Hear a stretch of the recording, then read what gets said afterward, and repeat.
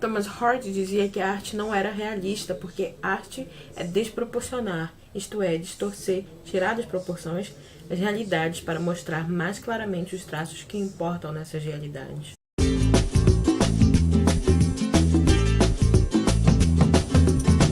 Olá, eu sou a Lama Carneiro, bem-vindo ao canal Extraordinário Leitor Ordinário. Eu tô aqui para continuar aquela minha lista de 12 livros para 2019, em que eu dividi em duas partes. A primeira de 6 livros já está aqui no canal. Vou deixar o link aqui no cartãozinho e lá embaixo no box de descrição. E para o mês de março, que a resenha está saindo em abril, eu tinha selecionado uma releitura, que é o Como Funciona a Ficção, do James Wood, nessa minha edição da nossa estimada, mas não mais presente entre nós, Kozak Naif. Eu confesso que a minha primeira leitura foi tenebrosa, porque eu li em lugares em que não eram propícios a uma reflexão. Eu li em ônibus, li quando estava esperando qualquer outra coisa acontecer. E talvez para as outras pessoas funcionem, para mim, não. Então no meio do livro eu já estava assim, eu preciso que esse livro acabe, eu não aguento mais. Então eu estava só lendo, linhas e linhas. Dessa vez eu decidi só lê-lo em casa, quando eu estivesse ainda mentalmente sã, de preferência não no final da noite, nem no início do dia, porque nesses horários eu não tô muito legal. Mas dessa vez a leitura rendeu horrores. Então eu tô aqui pra comentar e espero que você também acabe gostando tanto quanto eu gostei. Bom, pra falar a verdade, o James Wood ele já começa numa posição defensiva, porque ele é muito mais, digamos assim, relevante como crítico do que como escritor de romances, na verdade. Ele tem, acho que, alguns escritos, não tenho bem certeza, mas toda a contribuição dele para a literatura, em forma de peso mesmo, é em relação à crítica literária. Então ele vai dizer como é que alguém que é um crítico literário pode julgar pessoas que são muito mais conhecidas por escreverem e tem muito mais fluência na escrita nesse sentido. Se você não consegue fazer igual ou melhor, como criticar? Né? Que eu acho que é uma coisa bem presente na nossa sociedade hoje em dia. Você não pode falar assim, não gostei da forma como você cantou tal música. E vem 100 pessoas e dizem, então vai lá cantar melhor, então você não sabe fazer a mesma coisa. Gente, a questão não é, como ele vai dizer, não é exatamente fazer a mesma coisa, mas é a questão de você ter uma habilidade de perceber melhor. Ele vai dizer do Ruskin, gente, eu sou um zero esquerda em relação à arte, no sentido de pintura, desenhos e coisas do tipo, então eu não sei quem é mesmo. Mas ele vai dizer o seguinte, esse Ruskin, ele fez um livro sobre, enfim, para pessoas que queriam aprimorar o desenho, a pintura, e ele não era assim um grande destaque nessa área, mas mesmo assim fez um livro. Então muitas pessoas perguntam como? E ele vai dizer assim, Ruskin conduz o leitor pelo processo. O Wood vai dizer sobre o Ruskin, né? O Ruskin conduz o leitor pelo processo de criação. O profundo conhecimento do autor provém não da técnica de desenhista. Ruskin era um artista habilidoso, mas de talento excepcional, e sim de seu olhar, o que via e como via, e de sua capacidade de transmitir essa visão por escrito. Então é isso que faz com que, mesmo que você não consiga produzir ou reproduzir algo no sentido, sei lá, de ser um Joyce da vida, mas ao mesmo tempo você pode ler um Ulisses e perceber o que pra você funcionou ou não, o que você acha que faria diferente, o que você acha que até mesmo no contexto geral muitas pessoas podem ter concordado. Então, tipo, eu acho que ele tá dizendo assim, ó, não pega no meu pé, tá? Lê esse livro e fica quieto, mas não critica, mas não critica tão, sei lá, de uma forma tão besta, porque eu não acho que se a gente não puder emitir a nossa opinião sobre coisas que, ok, nós não somos excepcionais, como o texto diz, nós não somos, assim, o ponto fora da curva, mas a gente sabe, por exemplo, se oferecerem uma comida salgada pra gente, que a comida está salgada. A gente pode até nem saber cozinhar, mas a gente vai saber que a comida tá salgada, sabe? Então são coisas assim que, se você ficar nessa, se eu não sei cozinhar, eu não posso reclamar da comida mega salgada que me deram, a gente vai criando bolhas e bolhas e bolhas e bolhas, e daqui a pouco ninguém conversa mais com ninguém sobre nada. Por quê? Eu sei um pouquinho mais que você, então você não pode conversar comigo. Ou então nós dois não sabemos nada, então não podemos, ou enfim, quase nada, porque se você realmente não sabe nada, não dá, né? Mas se nós dois sabemos pouquíssimo, nós não podemos conversar. Pode, gente, porque é assim que a gente adquire conhecimento também, sabe? Então realmente eu tô com o Wood nessa. Em relação à estrutura do livro, eu amei o que ele vai dizer, porque ele vai dizer assim, olha, o livro não tá dividido em assim, sessões infinitas. Diálogo, enredo, tempo verbal já, tempo da história, que mais? Personagens, detalhes, metáforas. Como Não sei, mas como eu acharia que deveria ser, assim, porque realmente alguns livros que eu já li um pouquinho mais, sei lá, em formas de beabá, é isso que eles vão fazer. E o Woody não vai fazer isso, não. O que ele vai fazer é... Ao mesmo, tipo, ele tem umas certas sessões aqui, mas quando ele trata de personagens, ele não vai tratar só de personagem, porque não é assim que ninguém lê um livro. Você não lê um livro e diz, não, agora eu vou analisar só os personagens aqui, deixa eu ter a minha opinião sobre os personagens. Ou então, deixa eu analisar como que esse narrador aqui na história construiu, mas eu vou esquecer todo o resto. Não é exatamente assim que a gente lê um livro, que a gente julga se o livro é bom ou ruim. E é isso que ele vai fazer. É claro que ele puxa focos, né? Mas ele não isola a coisa, que é o que acho que de princípio ou a princípio é o que a gente esperaria. Então realmente, quando ele tá falando de detalhes, ele também tá falando de personagem. Quando ele tá falando de personagem, ele também tá falando de narrador. Quando ele tá falando de narrador, ele também tá falando de realismo na literatura. Então preste atenção na sua leitura. Foi um livro que me puxou muito. Mas eu confesso assim que eu também não sou nenhuma expert em crítica literária, então qualquer livro um pouquinho mais puxado já me puxa pra caramba. Não sei se essa foi a sua experiência caso você já tenha lido o livro, e nem sei se será a sua experiência caso você venha ler o livro. Cada um é cada um, cada cabeça é uma sentença. Chega de blá blá blá, blá e vamos logo ao conteúdo do livro em si. E a primeira coisa que chama atenção, ou o primeiro ponto que chama atenção do Woody, e ele vai nos fazer chamar a atenção também, ou ele vai nos chamar a atenção para tal, é o narrador, justamente. Porque pra ele, quer dizer, pra ele não, pra todo mundo, né? A gente já entrou num consenso que narrador em primeira pessoa é o narrador não confiável, e o narrador em terceira pessoa é o narrador confiável, sabe? Você pode acreditar em tudo que ele tá te dizendo. E o Woody vai dizer, já pensou se não for bem assim? Vamos parar pra pensar um pouquinho.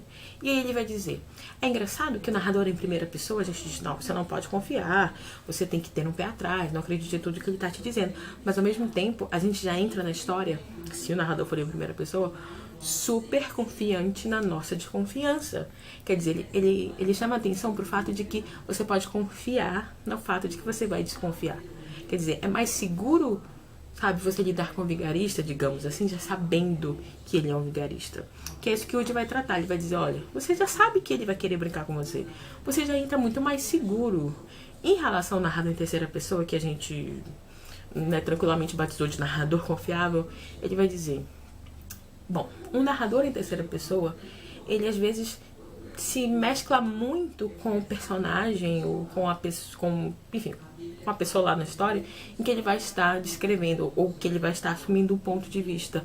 Então, às vezes talvez possa ser difícil dividir exatamente o que é a fala do narrador e o que é a fala do personagem num livro, numa história. Então ele vai dizer, talvez o narrador em terceira pessoa não seja tão confiável assim quanto a gente pensa. Porque a gente pensa assim, bom, se ele sabe de tudo, é porque ele vai falar tudo, ele vai ser transparente conosco. O que não necessariamente é verdade. Inclusive, disso ele puxa uma outra ponta, que ele vai falar do discurso indireto livre, que é justamente isso. É uma mescla tão grande entre narrador e personagem, que você não sabe exatamente quem tá falando o quê, entendeu? Você fica, mas essa palavrinha aqui, que faz o parágrafo ficar instigante, provocativo, é do narrador ou é do personagem? Foi o narrador que emprestou a palavra pro personagem? Eu tô vendo isso pelos olhos de quem? E ele diz que isso é legal do narrador em terceira pessoa, porque ele se mescla tanto que ele chega a quase que fazer uma defesa do próprio personagem. E geralmente é assim, quando a gente vai ler um livro com o narrador em terceira pessoa, o narrador tá ali, tá assumindo meio que o papel da protagonista. Então, acaba que a gente também tem um pouco da visão da protagonista, mas às vezes o narrador, digamos assim, penetra tanto que a gente já começa a tomar o partido da protagonista. Sendo que se o narrador realmente é onipresente, ele quer passar tudo pra gente. E geralmente ele também não vai passar exatamente tudo. Então eu fiquei assim, cara, que legal. Eu não tinha parado pra pensar nisso. Você já tinha parado pra pensar nisso? Eu fiquei assim, meu, isso muda tudo. Mas enfim, ele fala, rasga seda pra esse discurso indireto livre, que eu tenho que me policiar muito pra não falar indiscurso indireto livre, eu não sei porquê. Mas enfim, ele fala sobre isso no sentido de que faz com que a leitura fique mais interessante e fique mais que você realmente tem que prestar atenção, senão você passa batido em muitas coisas. E ele vai dizer justamente que o legal no discurso, do legal do discurso indireto livre é usar os olhos do personagem para ver além do personagem. Assim, o personagem não percebe, mas você tá vendo através dele, talvez mais do que ele, percebendo mais do que ele. Mas às vezes os olhos do personagem estão ali, mas quem tá te dirigindo é o narrador. Eu fiquei assim, sério, eu tive vontade de gravar um vídeo só sobre isso, só pra falar isso. Porque eu fiquei assim, claro, por que não? Enfim, esse é o primeiro ponto de destaque que o James Wood vai trazer pra gente no livro. É importante também dizer que o que marca muito o discurso indireto livre é que ele não vai ter sinalização. Então, por isso que é livre, né? Você não vai ter geralmente os 2 pontos, ou travessão, ou aspas. É um misto, sabe? Em que você, às vezes, tem que perceber, ou tem que, como eu diria, você vai ter que aceitar que, às vezes, o narrador, ele vai falar através do personagem e você não necessariamente vai conseguir distinguir. Não necessariamente fica claro quem falou o quê. Porque isso também acontece um pouco na vida real. Conta uma história. Quando a gente começa a contar uma história, a gente até, sei lá, sabe, começa talvez retratando o que exatamente a pessoa falou, ou o que o outro falou, mas geralmente no meio da conversa a gente já tá colocando a nossa opinião no meio do personagem, no diálogo, na frase, na sentença do personagem que a gente está retratando. Então realmente isso também acontece um pouco na vida real, né? Traz um pouco mais de realidade para a própria ficção, porque ninguém conta 2 pontos, abre aspas. Ninguém fala abre aspas, mas a gente entende, a gente às vezes também saca, né? Quando é um, quando é outro, o que é legal. Então às vezes a gente vai ter que aceitar que o personagem ele vai realmente soar, parecer falando como personagem, mas às vezes a gente vai pensar, epa, acho que isso veio lá de trás, acho que isso é além um pouquinho dele, talvez isso seja do narrador. Então você fica realmente com uma incógnita às vezes na cabeça, pra lá e pra cá. Mas eu acho que todo crítico literário tem o seu autor, né, favorito, aquele autor em que o crítico tem as suas concepções em grau máximo, que ele acha, se não a totalidade delas, mas uma parte indeterminada do autor. E não é diferente com o Woody. Ele vai dizer que o Flaubert, assim, eu acho inclusive que o Woody, se o Flaubert não tivesse escrito nada, a literatura não ia ter graça, porque ele realmente fala do Flaubert o livro inteiro e da contribuição que, segundo ele, o Flaubert deixa para a literatura. É importante a gente perceber que isso que eu falei do discurso indireto livre, que traz mais do realismo, né, para a ficção, ele vai dizer assim, o Flaubert, o legado do Flaubert é que essa pergunta entre é narrador ou é personagem? O Flaubert, ele tenta mascarar isso de tudo que é jeito, ele vai dizer, a ponto de que você nem tem cabimento mais perguntar quem é se é um ou se é outro, porque a coisa se fundiu legal. Eu fiquei assim, caramba, Flaubert. E assim, eu nunca li nada do Flaubert, conheço apenas que ele escreveu Madame Bovary e os livros citados agora aqui no livro, mas antes disso só Madame Bovary. E eu já fiquei na vontade de ler Flaubert só pra, sei lá, perceber um pouco de tudo que ele percebe. Ele vai dizer que o Flaubert inventou o flaner. Gente, eu acho que é isso. Eu tô colocando a pronúncia de um no outro. Então o que é esse flaner? Ele vai dizer que é o substituto do autor na história. Os questionamentos que o autor quer fazer, mas que ele não pode só jogar na história, ele precisa colocar isso na boca de alguém. Ele precisa colocar isso em um corpo. E geralmente é o flaner, que é esse jovem ansioso, andarilho, que fica questionando. Mas às vezes a gente percebe que o questionamento do jovem, no caso a educação sentimental, que é o livro do Flaubert, ele vai dizer assim, você percebe que o pensamento do jovem vai até tal ponto e que depois disso ele deixa uma deixa para que o Flaubert pegue e fale o que ele realmente quer falar. Mas que ele não vai chegar e colocar isso como digressão numa história sozinha, por exemplo. Como eu acho que é o... eu tô aqui loucubrando sozinha. Talvez o Victor Hugo faça muito isso, sabe? Quem tá falando aquelas coisas lá no meio dos miseráveis, meu Deus? Porque, sabe, o Flaubert é fã de ter uma boca pra externalizar isso. Porque ele vai dizer que o legal é você não perceber o autor no livro. O legal é o autor trabalhar, se esforçar para que ele não apareça. Então ele vai dizer o seguinte, eu quero que as pessoas, ao terminarem tal trecho, tal parágrafo, tal livro, digam como surgiu tudo isso aqui? E no caso dos Miseráveis, por exemplo, que é um livro que eu já li, sei lá, acho que 70%, é totalmente o contrário. O escritor tá em tudo quanto é lugar. Você cansa do escritor, ao menos eu cansei do escritor mesmo, do Victor Hugo ali dentro, porque ele é muito real dentro do livro, ele não se exclui da história, sabe? Então, ele vai dizer que o legado do Flaubert é esse, é você mesclar tanto narrador e personagem que o escritor fica de fora, porque digamos assim, o discurso indireto e livre, ele também pode exigir muito da escrita do autor, né, para que fique essa coisa mista. E isso pode fazer com que o autor apareça demais, a escrita do autor apareça demais. E o Flaubert era totalmente contra isso. O Flaubert era, sei lá, como se um livro fosse apenas uma história, sabe? A ponto de que as metáforas, as analogias, elas pertencem não apenas mais ao personagem e não apenas mais ao narrador, mas seja realmente um misto, né?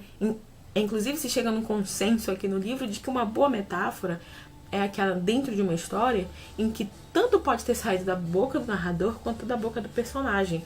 Porque se uma metáfora, por exemplo, que o personagem está falando é acima da educação que a gente sabe que ele tem, é acima da visão de mundo, às vezes limitada, que a gente sabe que ele tem, ele vai dizer que se isso ultrapassa o nível do próprio personagem, o nível que o autor estabelece para o personagem, acaba tendo prejuízo na persuasão mimética, na persuasão que o autor tenta trazer de que aquilo é real, de que aquilo realmente pode acontecer. Inclusive, o Woody vai dizer o seguinte, que o realismo na literatura ele é diferente do realismo real.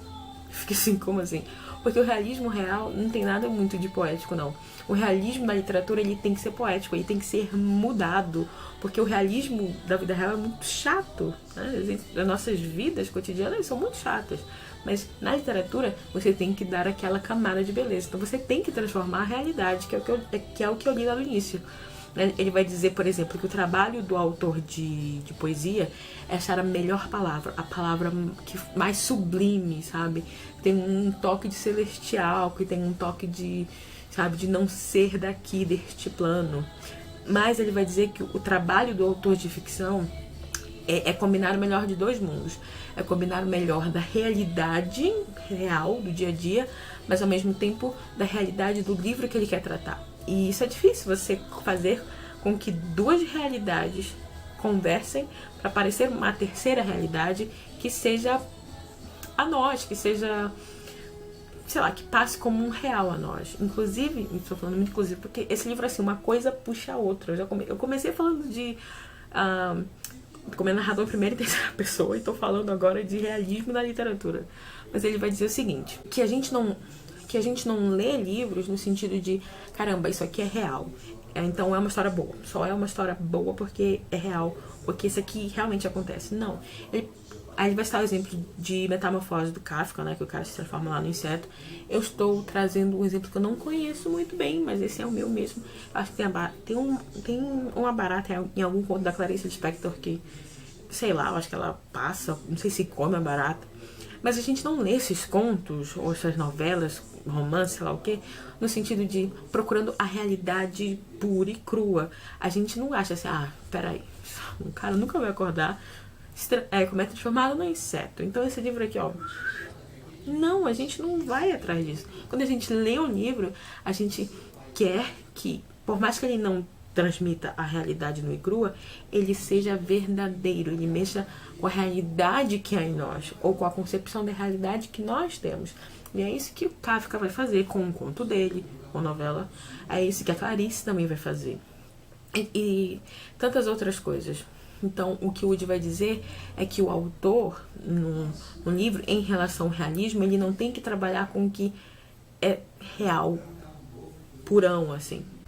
Ele tem que te convencer de que aquela história da barata poderia ter acontecido e trabalhar com as consequências disso, mas não que você realmente acredite no sentido real da coisa, mas que você imagine. Literatura é isso, né? Trabalhar com o imaginário da coisa. Então acaba que o autor ele tem um trabalho meio grotesco e ao mesmo tempo colossal. Porque ele vai trabalhar com muitas informações pra fazer o negócio ficar crível. Eu tô me mexendo muito, né? Por isso que eu não gosto de gravar em pé, porque eu sou horrível. Ele tem que trabalhar a linguagem, um estilo, um instrumento de percepção do personagem, do próprio autor e da concepção de mundo, como o mundo é. por exemplo, o Wood também vai citar esse exemplo de jornalistas, porque ele vai dizer, isso eu não percebi muito, mas estou passando para vocês. Lá ele vai pegar um livro, eu não sei se é do Paul Auster, eu não sei de quem é, não lembro agora, mas que ele vai dizer assim, que o narrador parece ser um coro de jornalistas, né? Parece ser, como é que eu posso dizer assim, as regras do jornalista narrando o livro. E ele vai dizer, mas eu não posso pegar as regras do jornalista pura e simplesmente, como se fosse um coro de jornalista narrando. Eu tenho que transformar isso também. Então, realmente, eu fiquei assim, ele trabalha com 9 coisas no total, assim. Isso, né, pra começo de conversa. Pra história ficar crível, pra história ficar envolvente, pra gente acreditar nos personagens que a gente tá lendo. Fiquei assim, eu admiro, sabe? E ele fica fazendo esse bololô e você fica assim, uau! Voltando ao Flaubert, como ele volta ao Flaubert várias vezes, outro legado do Flaubert é o detalhe. Ele vai dizer que o Flaubert, até então, a gente tinha muito a coisa do embelezamento dos detalhes. Mas com o Flaubert, ele vai dizer assim, o Flaubert, como eu falei pra vocês, o autor, o narrador, tem que passar despercebido. Então, o que ele faz?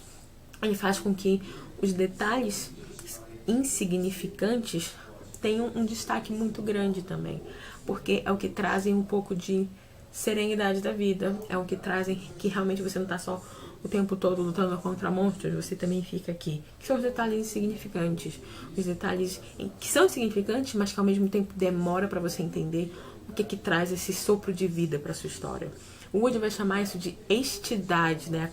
A concretude, o que escora, o que apoia a ficção.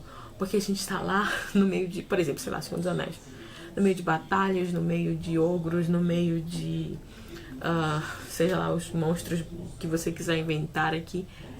Então a gente está muito distante. Às vezes a gente precisa que algo que mate toda uma abstração, que é o que ele vai chamar de concretude, que às vezes pode ser esses detalhes insignificantes que o Flaubert traz pra gente também. Então ele vai dizer que é importante, porque o que o Flaubert gostava de fazer era misturar, por exemplo, detalhes mais simples, mais estáticos, com detalhes mais dinâmicos, de movimentação, que é vida. Isso é uma combinação de vida. Eu fiquei assim, ó. E realmente é uma coisa assim que... Eu não sei se é porque eu já vi anos depois de todo esse povo que inventou todas essas coisas, mas eu tenho um pouco em mim de escritora, no sentido de que eu só escrevo pra mim, tá? Então... Mas eu gosto disso, de trazer pro mais real possível. E eu não, sei lá, não percebi que às vezes a gente só quer, sei lá, mover a panela, mas às vezes a gente tem que deixar também a panela abafar um pouco, ficar quietinho ali.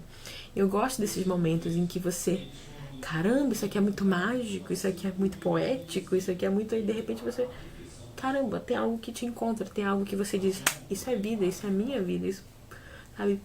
Consigo me relacionar com esse pedacinho de letra aqui, que realmente é sensacional. Que é o que traz esse, sim, digamos, é o verdadeiro embelezamento na visão do Flaubert. Em relação aos personagens, foi uma das únicas coisas que eu gravei da minha primeira leitura desse livro. Que eu vivo começando a escrever histórias, nunca chego nem na metade delas, que dirá no final. Mas uma coisa que eu sempre tenho em mente é o que o Wood vai dizer, que ele cansou de ver jovens escritores, quando eles começam a escrever que eles têm que escrever lá, e eles vão apresentar um personagem, eles falam muito de movimentos, sei lá, como se fossem dos personagens como se fosse uma fotografia. Então ele fala muito de característica física, tipo, e ela com o seu cabelo ruivo voando, sabe? Isso é muito foto, isso é muito visual. O que o Wood vai dizer é que a gente também precisa tomar um cuidado para apresentar também sei lá, a consciência do personagem também, logo de cara. E você não precisa de muito pra isso, né? Tem um trecho formidável, que assim, eu nunca li o livro, mas esse trecho eu achei formidável que eu gravei, que ele vai dizer, tipo... Eu não lembro se é do Conrad, mas provavelmente não é, do Joseph Conrad, não o livro. Que ele vai dizer que tem um personagem que começa assim, que, tipo, ele entra na história assim. E aí passa os, sei lá, tô inventando um super nome aqui. O Capitão Smith, que sempre passa primeiro na frente dos outros. Você não pode pegar numa foto, sabe? Isso é, sabe, é sacada. E aí eles vão dizer o seguinte, eles, como um acordo ou em acordo ali no livro, todos Eles vão dizer lá que o personagem engatou, que ele já pode entrar em ação, já pode fazer o que ele tem que fazer na história. Eu fiquei, é verdade, às vezes a gente quer passar 3 páginas, às vezes, ou comentando as características físicas, ou até mesmo as consciências, a consciência, explorar o psicológico do personagem. Às vezes você fala tanto, falando tão pouco, inclusive na descrição de personagens. A gente tem 1000 ideias só nessa cena de que o cara se acha importante, né, de que o cara sempre, sabe, primeiro eu, de que o cara não tem nem noção das pessoas que estão à volta dele. Porque se ele passa primeiro e de uma forma grosseira, é que o outro não importa tanto quanto ele, sabe? E daí a gente pode desenvolver 1000 coisas. Eu fiquei assim, tá aí um desafio de vida. Usar menos para descrever mais. E essa é outra coisa também que o Flaubert fala. Chega de tanto enredo para personagem, sabe? De ele tá aqui, ele tá ali, ele tá fazendo isso, ele tá fazendo aquilo, ele tá fazendo aquilo, ele tá fazendo aquilo. Cara, quanto menos, mais vida pro seu personagem, em certo sentido, obviamente, né? Então, o exagero de enredo mata um pouco o personagem, quando ele tá fazendo 1000 coisas em 1000 lugares, a 1000 tempos, assim, sabe? Então, calma, uma coisa de cada vez nesse sentido, porque vai dar certo. E outra coisa que eu fiquei assim, caramba, isso eu nunca tinha percebido.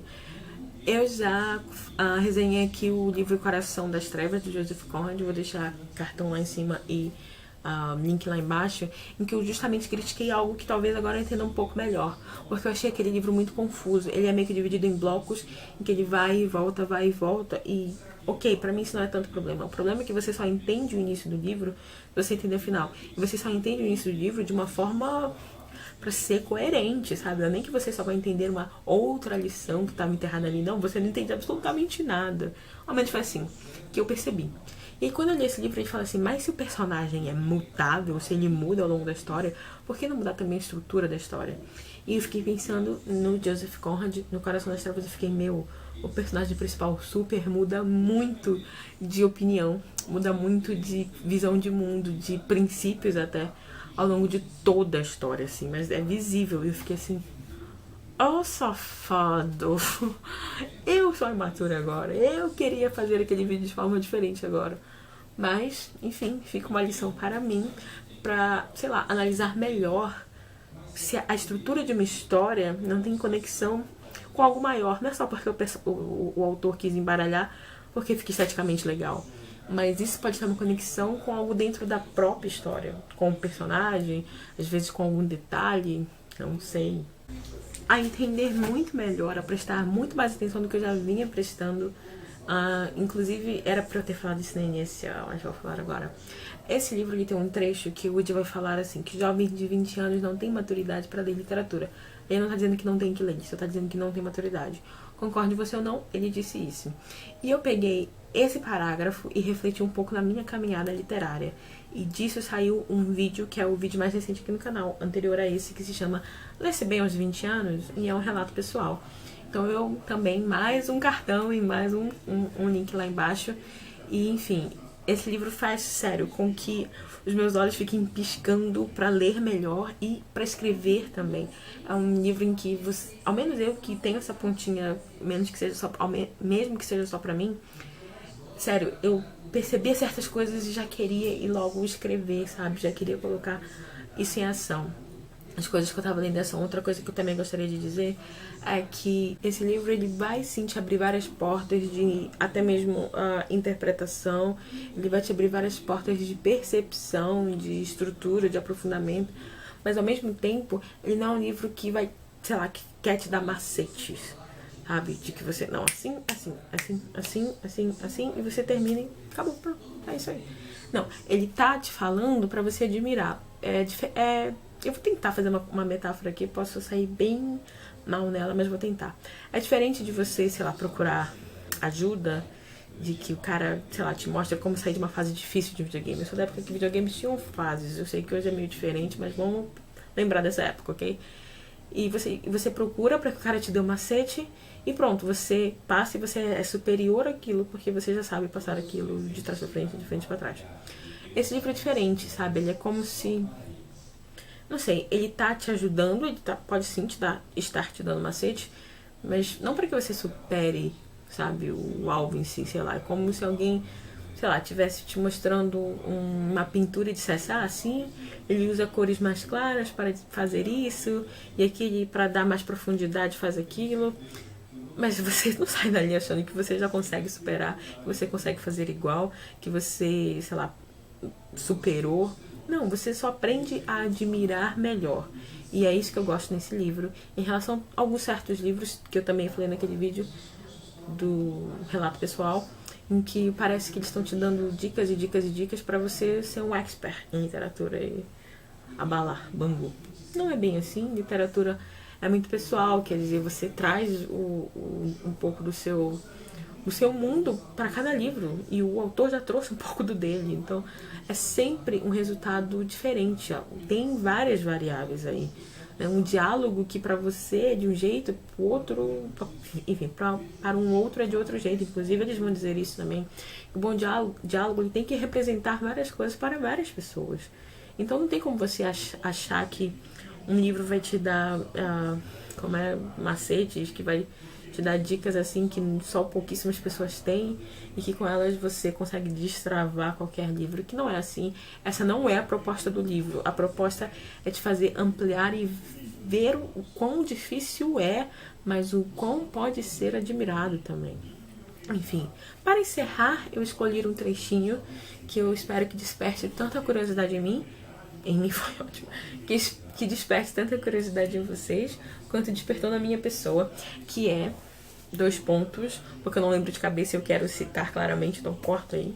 A mínima coisa contém uma ponta de desconhecido. Que lindo, né? Vamos explorar. Eu espero que vocês perdoem os 1001 cortes que esse vídeo teve. É a, sei lá, terceira, quarta vez que eu tô gravando.